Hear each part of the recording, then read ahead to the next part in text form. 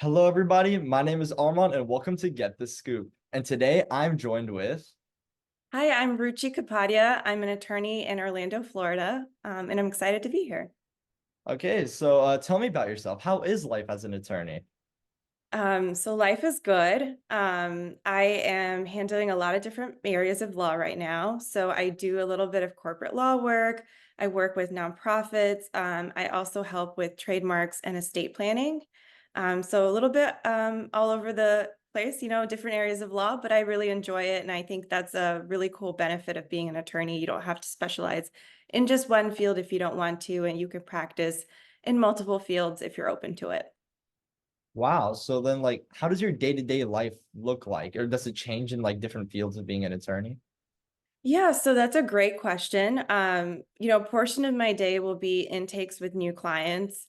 A separate portion of my day will go to just doing that work, and doing follow-ups and stuff like that. So I block my calendar accordingly. I have 3 days where I do intakes and do phone calls, and I try to spread, the 2 days out to just focus on the work. And of course, I work in between those calls, but it's always better to have some scheduled time. When you work in different areas of law, you'll handle each client differently.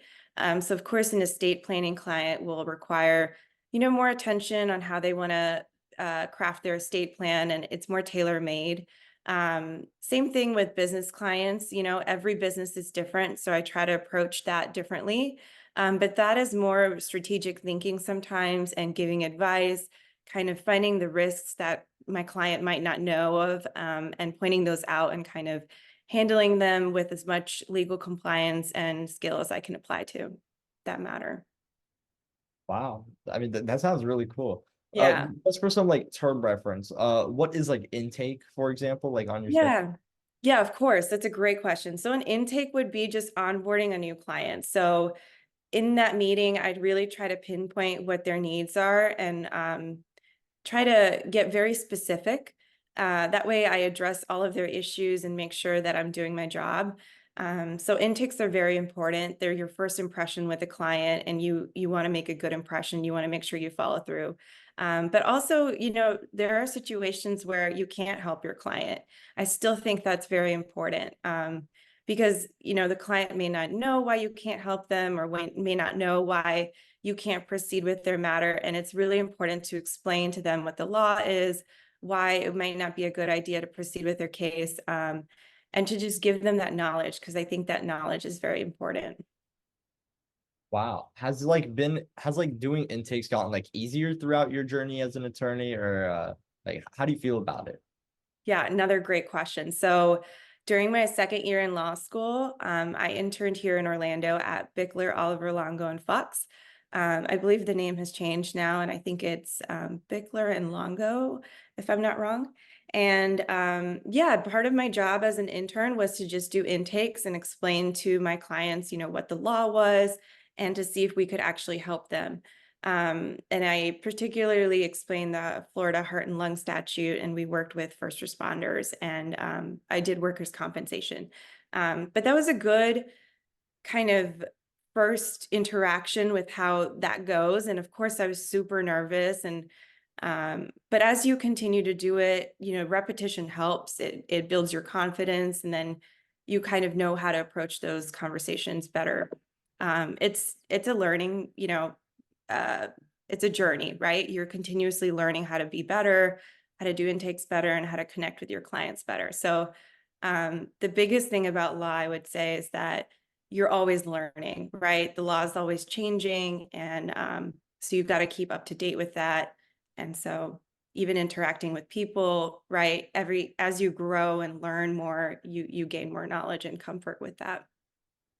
Oh, wow. Talking on the topic of gaining knowledge, and you even mentioned how you were in an internship. So how was the education to pursue this career? What did you exactly do?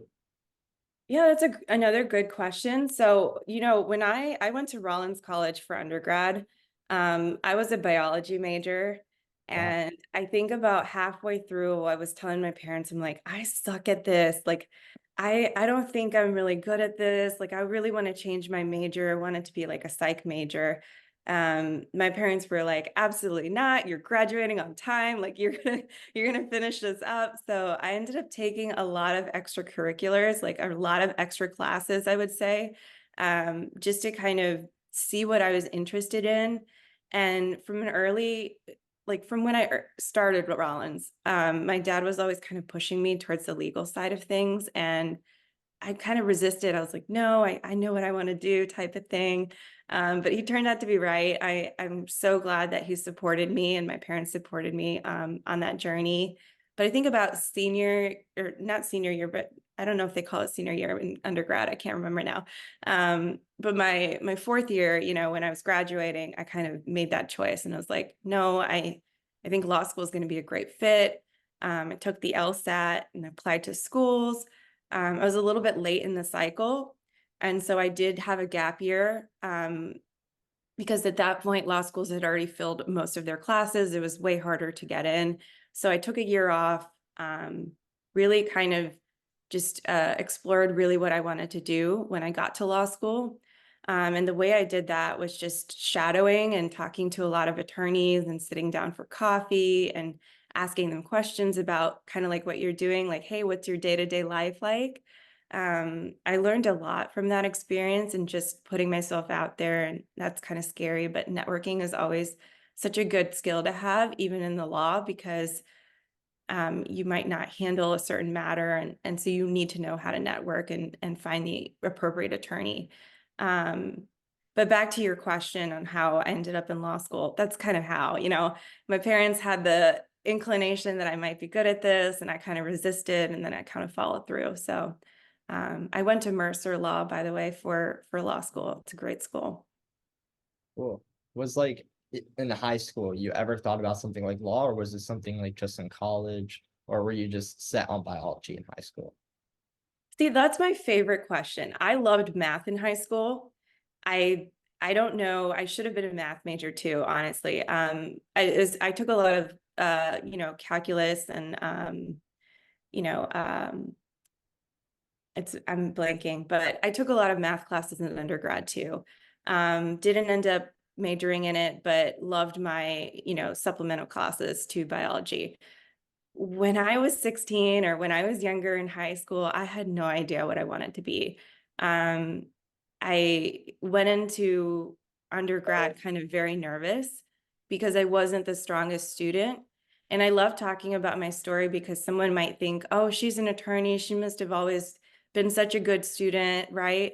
And I wasn't. I wasn't a great student in high school. I really didn't know what I wanted to do. I kind of got frustrated by how behind I felt compared to the other kids. And I didn't feel like I was catching up, and I kind of just let my grades fall because of that.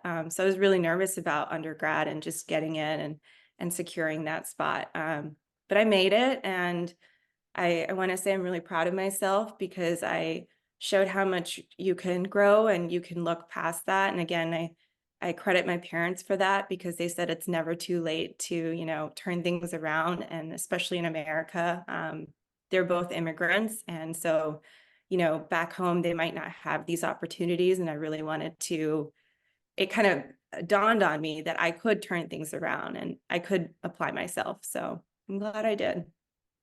Wow, that's like a really cool because that is true. A lot of people, they associate, oh, only smart people get jobs as like Right. doctors, like attorneys. But like there's a lot of people, like not everyone in school is putting in their 100%, or they are and they still feel like they aren't going to be up there, but then they still get through it at the end of the day. And it's a great story what you just said. Yeah. And then like finding who you were in college, like that's something that at least you found what you wanted to do. I really like that part. Yeah. See, it's like even for me, like who knows, maybe I'm gonna pivot too, right? Because I'm Right. interested in also like doing something law related. Mhm. And I'm also really good at math. I love math. So I Yeah. thought that was a cool part of your story too.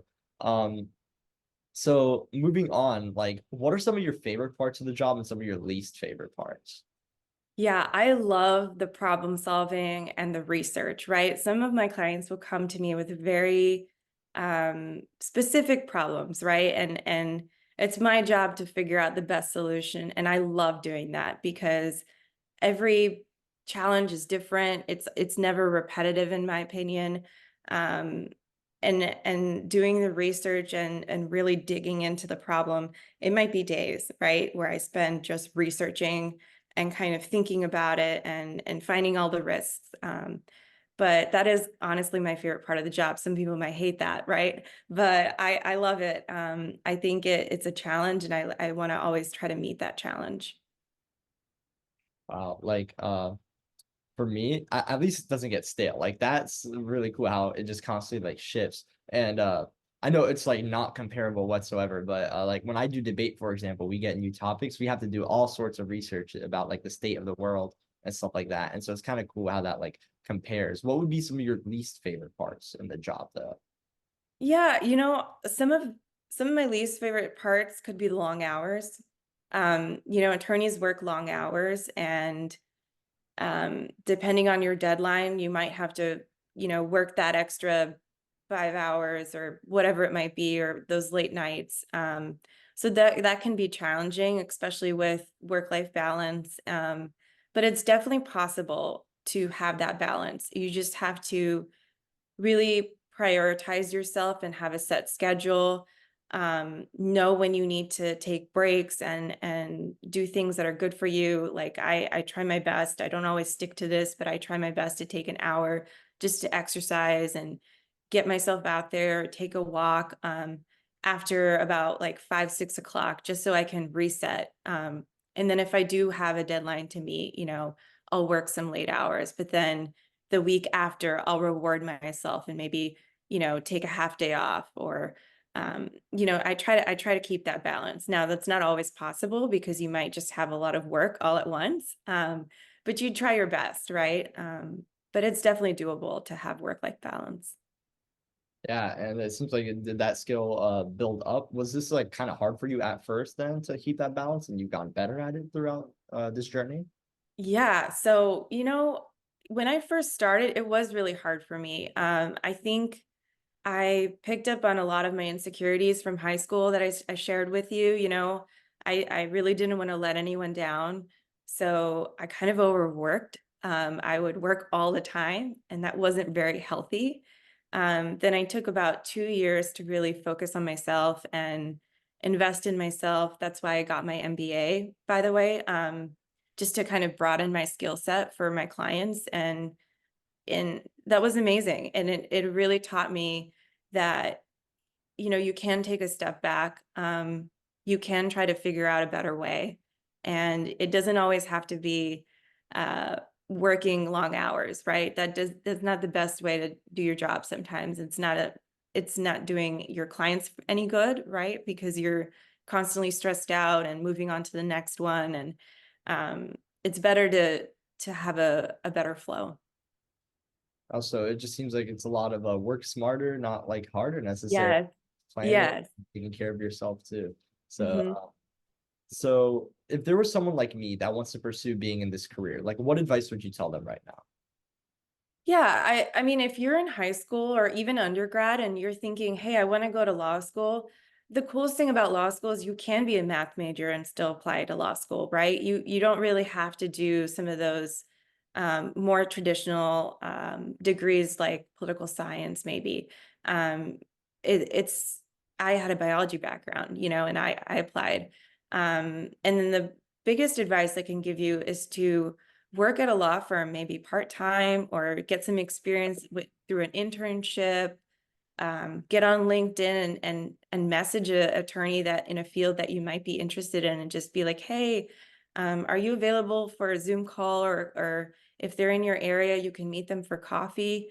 It'll teach you networking skills, it'll broaden your horizons to maybe a new area of law that you didn't think about, and you'll be surprised with how helpful attorneys want to be.